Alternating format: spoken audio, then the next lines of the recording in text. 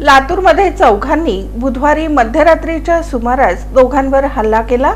या हल्ल्यात मंद्रुपच्या अनमोल केवटे या तरुणाचा मृत्यू झाला तर एक महिला गंभीर जखमी झाली। या प्रकरणी पोलिसांनी एकाला अटकही केली।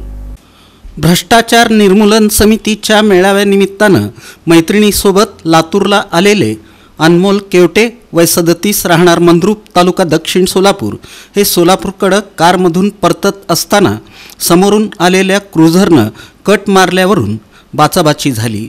क्रुझरमधील चौघांनी धारदार शस्त्रांनी अनमोल आणि त्यांच्या मैत्रिणीला भोसकलं।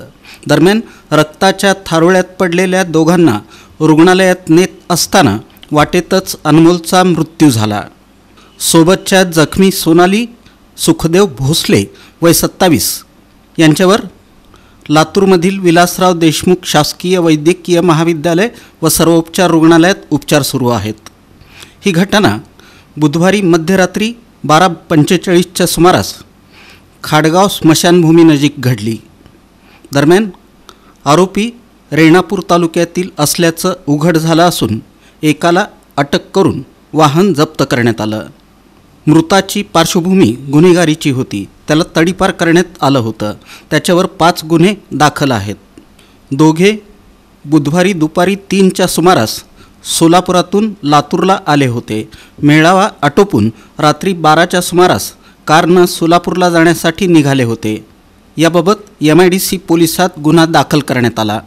MH26V2356 हा क्रुझरचा क्रमांक आहे। या गाडीला कट मारली त्यामुळं कार समोर जीप आडवी लावून वाद सुरू झाला। दोघे खाली उतरताच जवळील धारधार चाकूनं मानेवर आणि गळ्यावर वार करण्यात आले। या हल्ल्यानंतर आरोपी पसार झाले।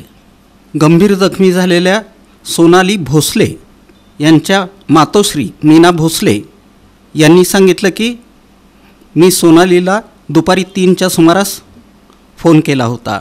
त्यावेळी तिनं लातूरला जात आहे एवढंच सांगितलं होतं। तुझ्या मुलीला ताप आलाय, तू जाऊ नकोस असं म्हटलं, तरीही न ऐकता ती लातूरला गेली। रात्री 1च्या सुमारास गावच्या माजी सरपंचानं फोन करून सांगितलं की तुमच्या मुलीला चाकूनं मारलंय। 1:30 वाजता मिळेल त्या वाहनानं मी लातूर गाठलं। लातूरमध्ये कोणीच ओळखीचं नाही। आमच्यासारख्यांनी कसं करायचं? आम्ही मूळचे मंद्रुपचे रहिवासी आहोत। 3 मुली आणि 1 मुलगा। पती गाडी चालवतात। कॉलेजला असताना सोनालीनं घरातून निघून जाऊन प्रेमविवाह केला होता। तिला 1 मुलगी झाली, पण कालांतरानं नवऱ्यानं नांदवण्यास नकार दिला। तेव्हापासून तिची मुलगी आणि ती दोघेही आमच्या घरातच राहतात।